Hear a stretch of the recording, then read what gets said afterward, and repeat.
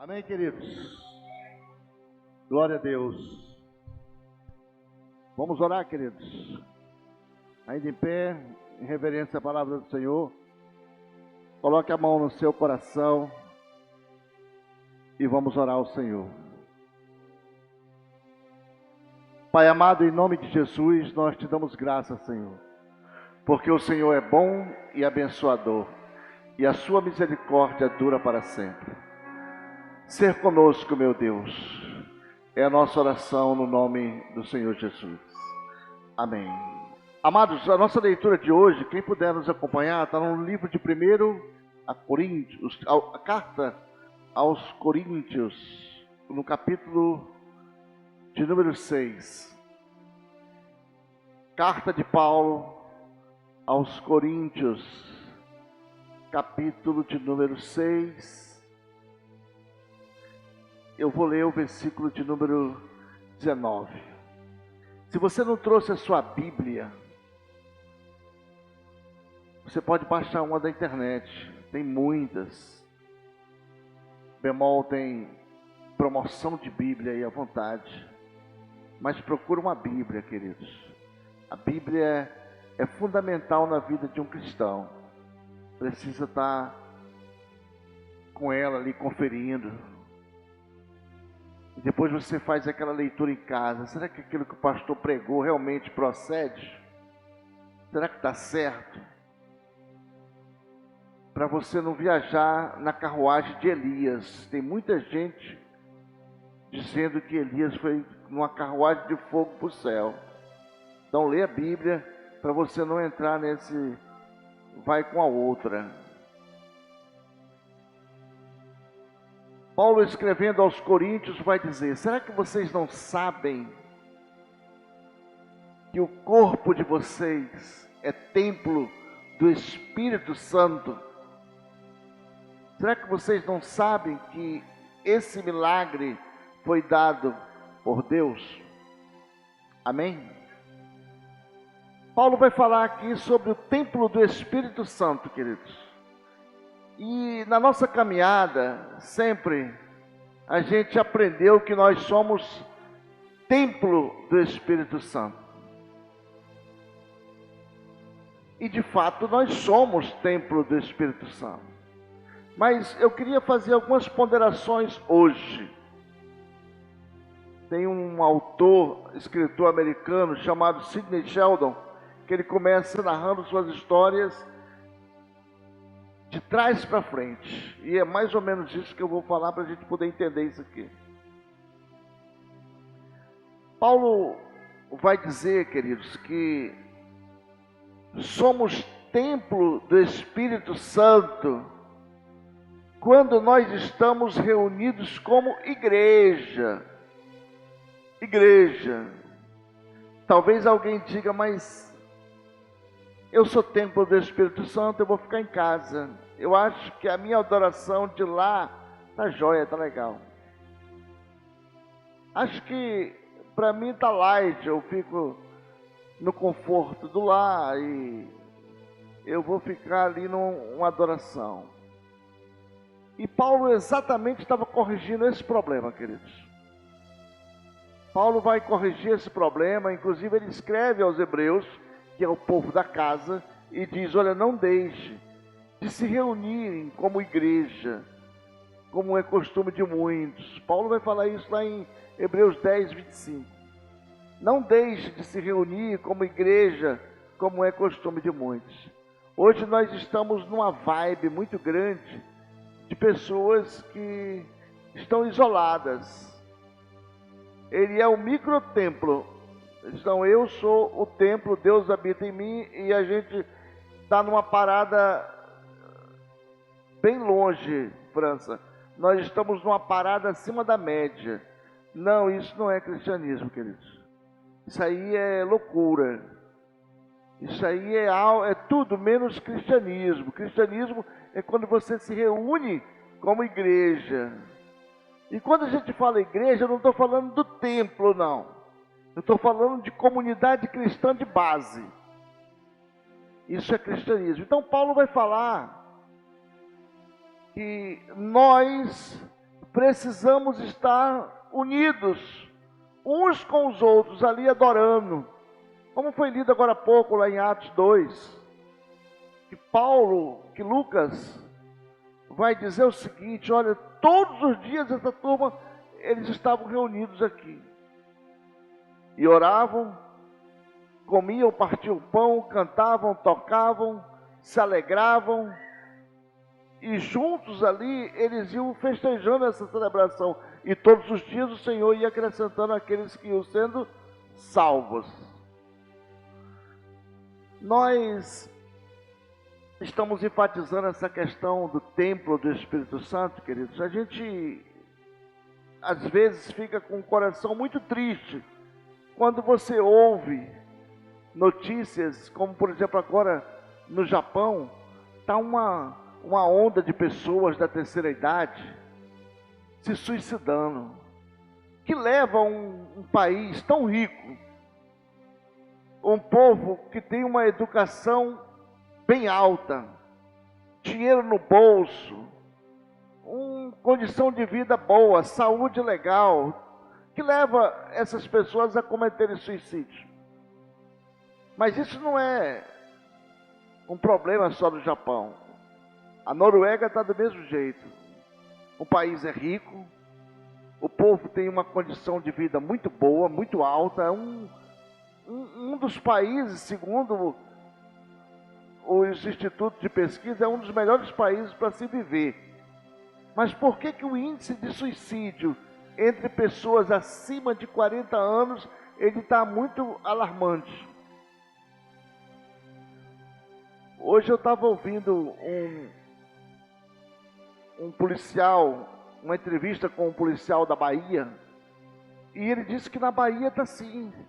Todo mês ele recolhe 2, só ele. Imagina o policiamento todo do estado. Todos os meses ele recolhe pelo menos 2 pessoas que foram encontradas mortas nos seus apartamentos. E pessoas que moravam sozinhas, isoladas. Pessoas sozinhas, isoladas. Às vezes sem parente, sem um amigo, mas que estavam nessa condição de vida, sozinha. Pessoas que não cultivaram uma amizade, ou quando cultivaram aquela amizade fake, de 1.500 amigos, mas quando ele precisa de ele não consegue conversar com ninguém. Quando ele precisa de uma pessoa que possa estar ali do lado dele, dando um apoio, ele não consegue ninguém, porque ele caminhou nessa direção, uma vida solitária, sozinha. E vai haver uma corrente de pessoas que dizem que caminhar sozinho, viver, curtir o seu momento sozinho é legal. Outros vão dizer que isso é nocivo à saúde. A Organização Mundial vai dizer que isso é nocivo à saúde. Muitas pessoas estão morrendo.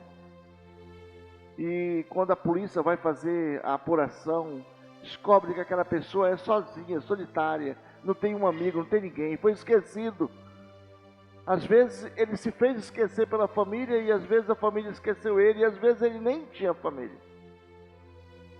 No Japão, a causa já se sabe que é por conta da taxa de natalidade, que é muito pequena. As pessoas decidiram não mais ter filhos. As pessoas decidiram que a família deles ia ser, no máximo, ele e a mulher, ou então só ele, ou só ela. Não tem mais filho. E esse reflexo, queridos, ele está se repetindo no Brasil. Você observa hoje no Brasil, o cara tem uma classe alta, classe média, ele só tem 2 no máximo, 2 filhos no máximo. Outros não têm filho algum, outros são contra, não quero ter filho. A não ser que ele seja, como diz o filósofo, o evangélico, que ele tem uma penca de filhos, muitos filhos. Mas a realidade é que pessoas estão se destruindo por conta de que eles decidiram não procriar. E na velhice eles estão sozinhos, solitários, morrendo isolados, sem ninguém ali do lado deles. Isso é muito preocupante, queridos, tá? É muito preocupante, principalmente essa onda de desigrejados que eles estão seguindo a mesma vibe. Em casa, solitários, eles acham que eles ali estão adorando, mas eles não participam da comunhão. E você precisa ter essa comunhão, sentir esse calor humano, estar do lado ali de uma pessoa. A Bíblia diz que onde tem um, o Senhor está lá. Onde tem dois, como é que é o ditado? Vamos lá? Como é que diz a Bíblia? 2 ou 3? É isso, queridos. Precisa de pessoas, queridos. O Evangelho, ele é feito de pessoas, não é de uma ideia. Então a pessoa precisa estar ali para adorar o Senhor. É preciso haver uma comunhão de pessoas, um ajuntamento, uma comunidade. Igreja é isso, é uma comunidade de pessoas salvas para adorar o Senhor.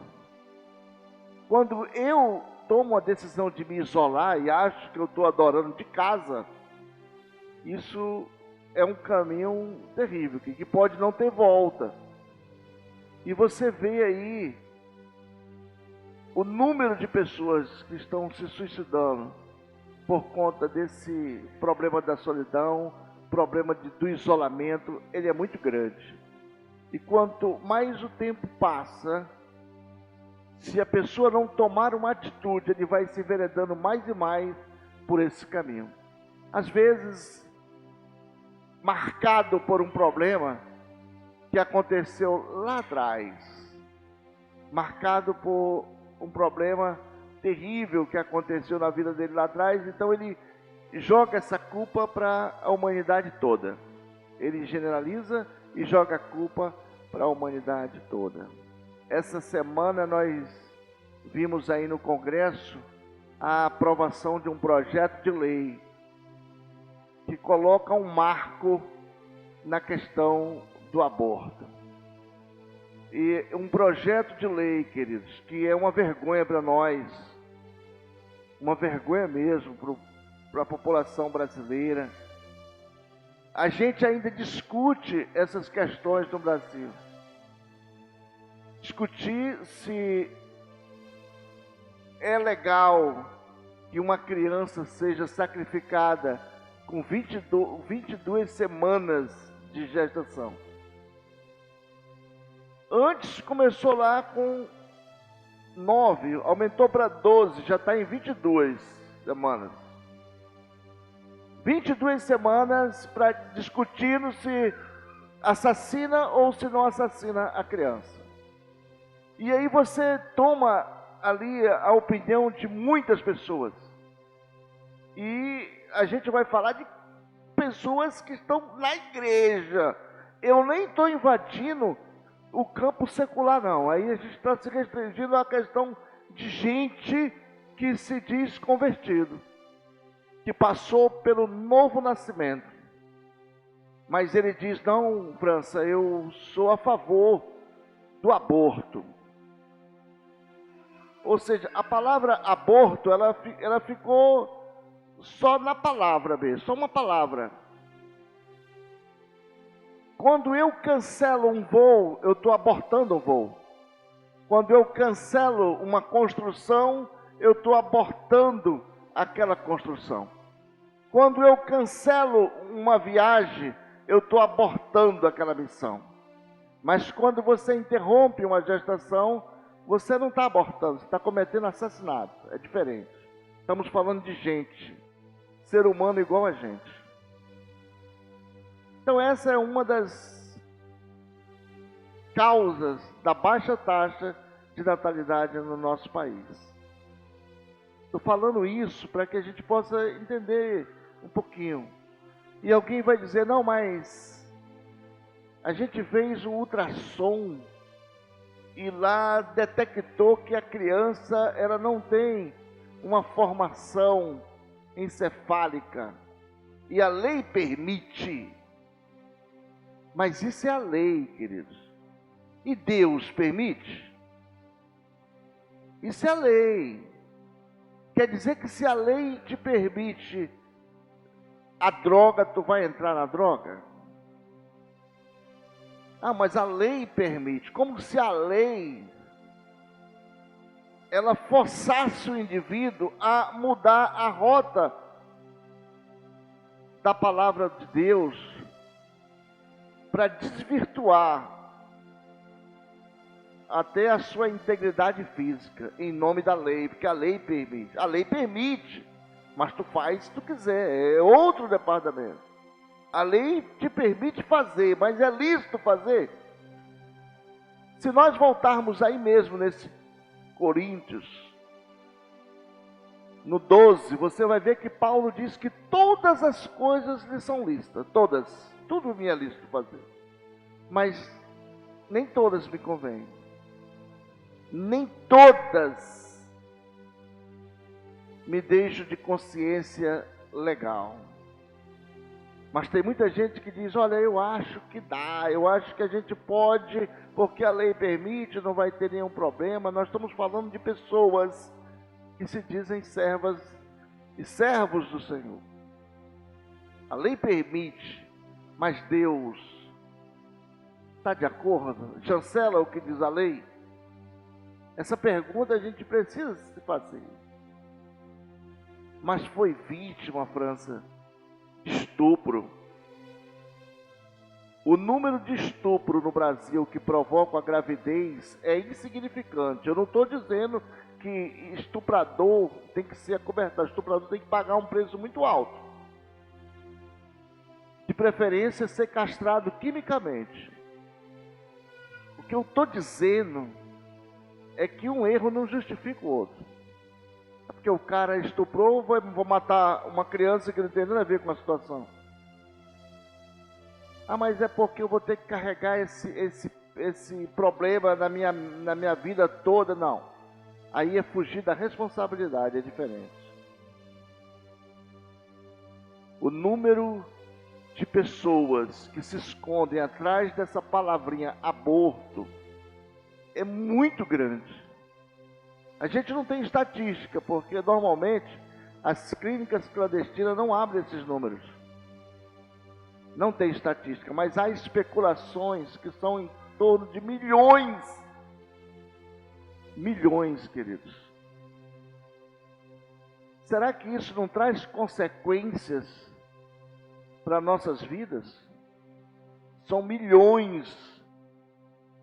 E o nosso Congresso, queridos, vergonhosamente, ele fala em 22 semanas. Isso é mais do que a metade de um período de uma gestação. Mais do que a metade. Ah, mas a lei ampara. A lei ampara, mas Deus chancela. Será que Deus está de acordo com isso? E as consequências que uma parada dessa pode trazer para a vida de uma mulher? As consequências físicas, eu nem estou ainda entrando na questão espiritual, mas física. São consequências para o resto da vida, querido. Eu vi uma senhora dando uma entrevista, ela disse que ela já tinha concluído um ciclo de 50 abortos na vida dela. 50. É muito alto, você começa a entender por aí que é muito alto. Nós estamos falando, vou voltar aqui, estamos falando de pessoas evangélicas. Eu não estou no mundo secular. Se for entrar na seara do mundo secular, os números são muito mais elevados, muito mais elevados. Então, esconder-se por trás de uma palavra aborto, para cometer esse tipo de atrocidade, eu acho que a gente está muito atrasado. Acho que a gente está muito longe do coração de Deus. França, Deus pode ficar irado conosco por conta do aborto? Não, queridos. Na verdade, o que há é uma falta de entendimento que precisa ser corrigido. Deus não se ira por conta de que uma mulher comete o aborto, ou de que um homem apoia isso. Mas isso entristece o coração de Deus. E quando o coração de Deus ele é entristecido, há um vácuo bem grande entre você e Deus. Talvez se ele se irasse, o cara seria fulminado ali, ele seria salvo com o seu próprio corpo, mas isso causa um afastamento de Deus, um afastamento da pessoa diante de Deus. Isso é o pecado. O que o pecado causa? Separação. Tem gente que leva por outro lado, Deus vai me castigar, Deus vai... Não, Deus não vai te castigar, Deus não está irado contigo. Ele simplesmente entristeceu o coração. E quando o coração de Deus ele está triste, você não pode dizer que o Espírito Santo habita com você. Não há essa possibilidade do coração de uma pessoa que convive na prática do pecado ter a habitação ali, o Espírito Santo. Não há possibilidade. Então somos templo do Espírito Santo. Paulo vai trazer ali, nesse Coríntios capítulo 6, Paulo vai trazer ali uma série de problemas que ele encontrava na igreja dos Coríntios. E um deles é esse aí.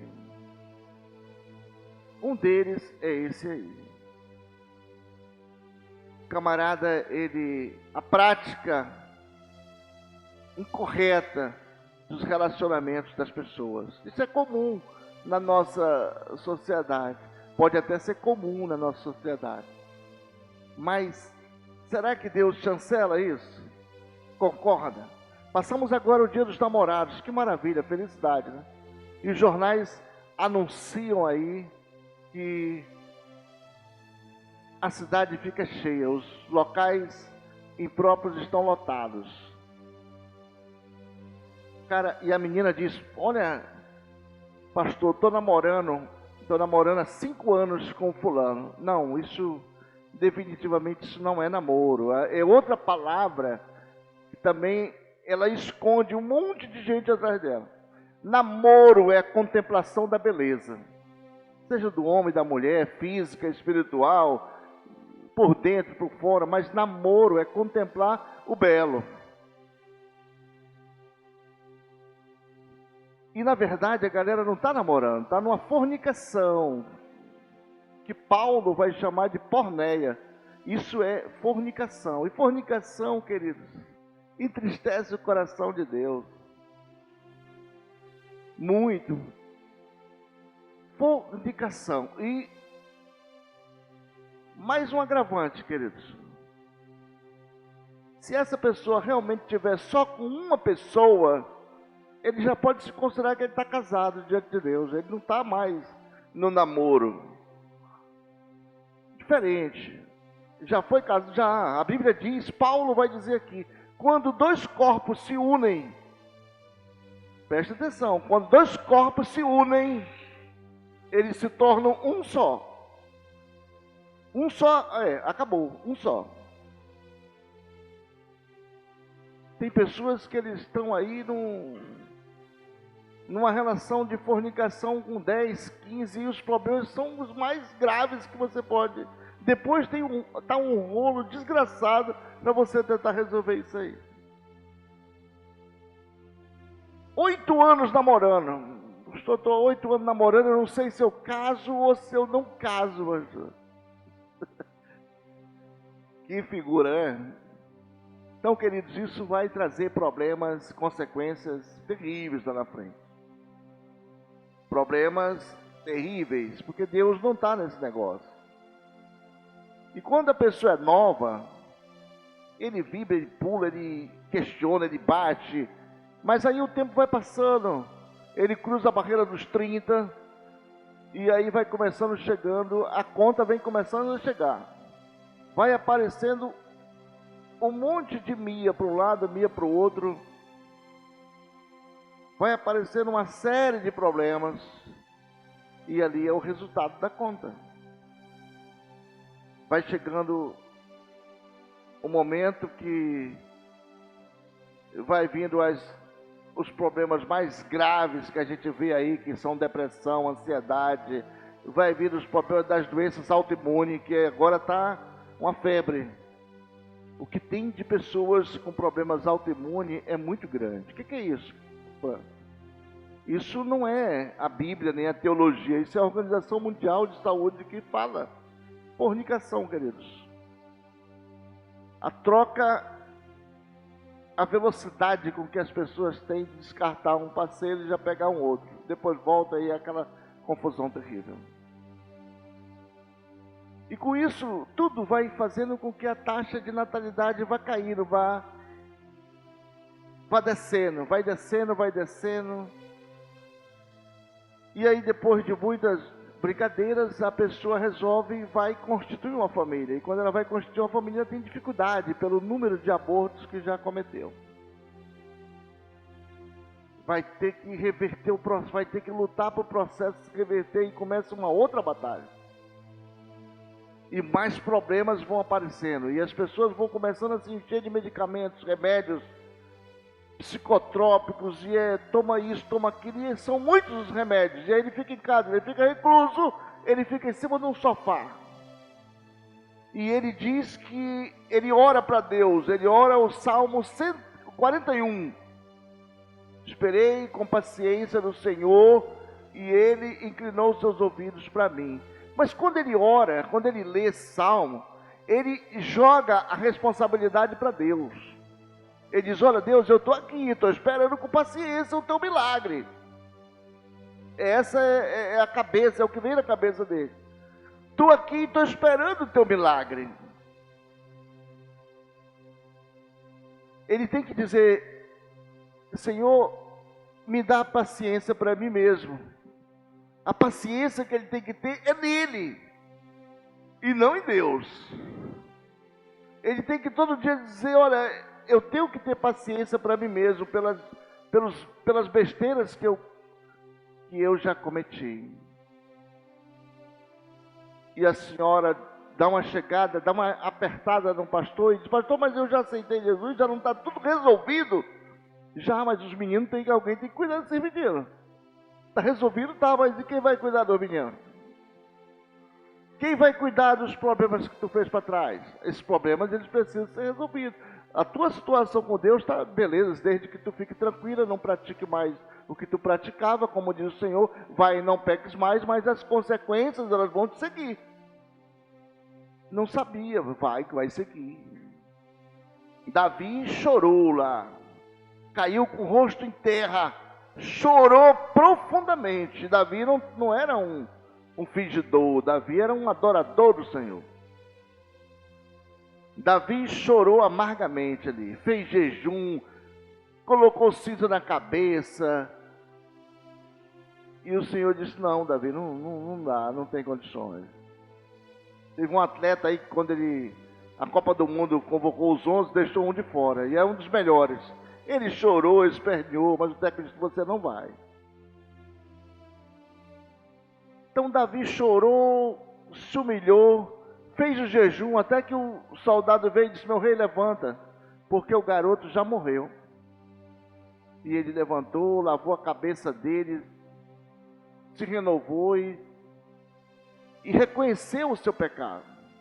As consequências, ele vem, o pecado Deus perdoa, mas as consequências, ele vem. E alguém vai dizer: mas a pena, olha, crente discutindo a pena é pequena, pastor. A pena é de no máximo 2 anos, com um bom advogado, a gente alegando que estava sob efeito de uma grande emoção, ela pode ser reduzida. É verdade.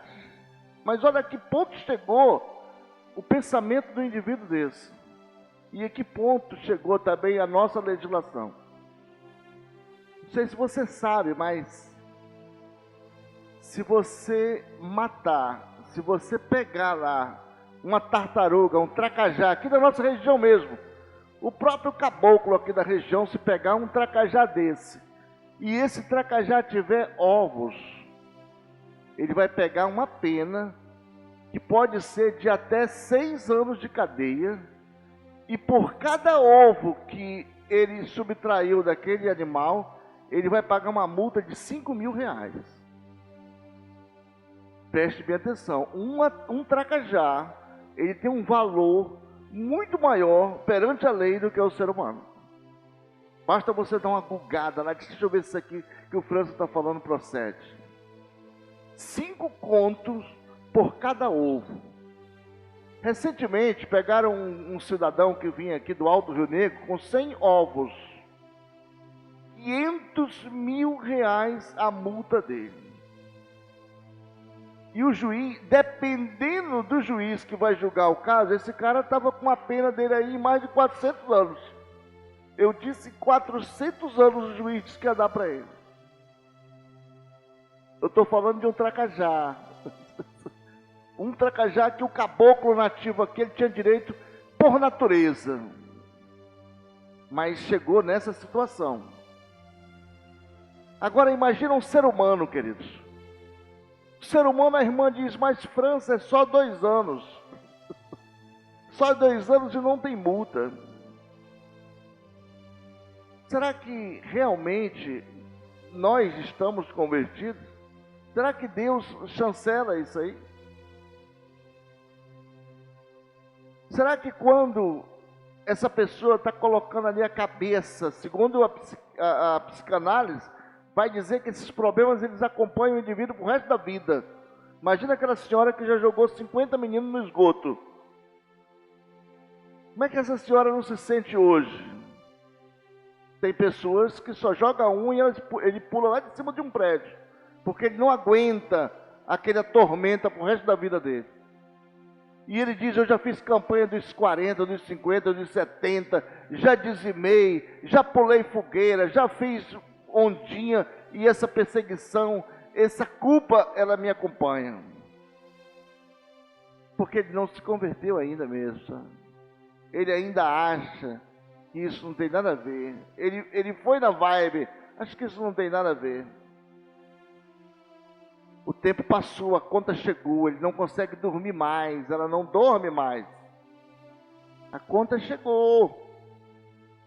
E aí ela tem um monte de pote de remédios, suplemento, isso, aquilo, e toma, e está ali igual um zumbi, aí não consegue mais, e ele toma, depois aquilo não faz mais efeito, ele vai para o mais forte. Até o ponto que um policial vai lá e recolhe o corpo, porque não conseguiu formar uma família, não conseguiu ser gente, queridos. Não conseguiu ser gente. Isso precisa, queridos, precisa de conversão. Pessoas precisam se doar para Cristo mais e verdadeiramente se arrepender da besteira que fizeram e não tentar se justificar. A gente ouve muitas pessoas se justificando, mas é porque eu não tive oportunidade, é porque eu fiz, é por conta daquilo. Tudo isso talvez convença o irmão, a irmã, o pastor, mas não vai convencer Deus. Eva disse, foi a serpente, Adão disse, foi a mulher, e ficou aquele jogo de lá para cá. E uma das características do homem é sempre jogar a culpa para o outro, ele não assume. Quando eu falo homem, eu estou botando tudo no mesmo bolo. Ele não assume. A tendência é que ele é inclinado para isso aí. E quando é apenas no físico, talvez aqueles medicamentos eles podem até amenizar o sofrimento por algum momento.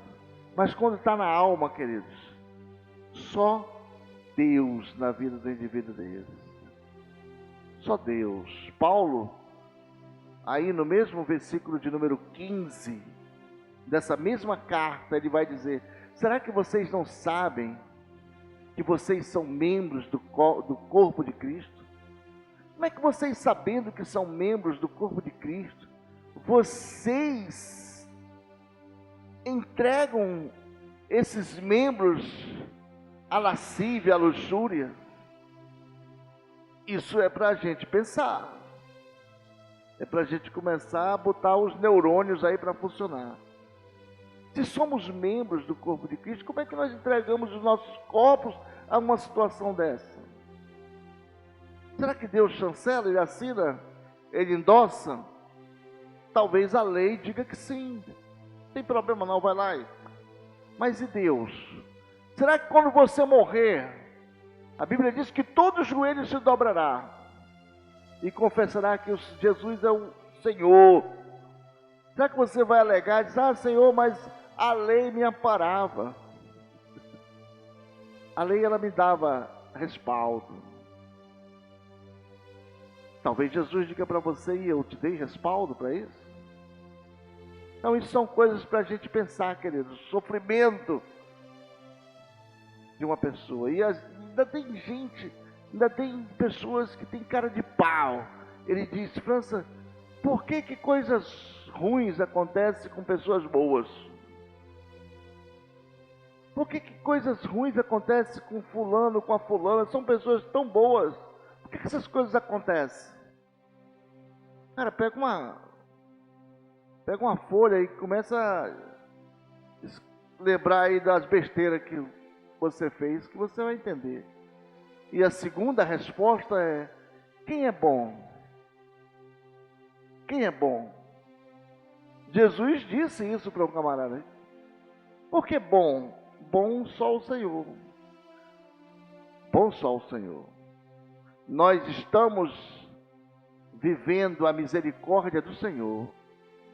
E as misericórdias do Senhor são as causas de nós não sermos consumidos. Na verdade, isso aqui já era para ter tocado fogo geral. Mas a Bíblia diz que Deus é misericordioso, é bondoso.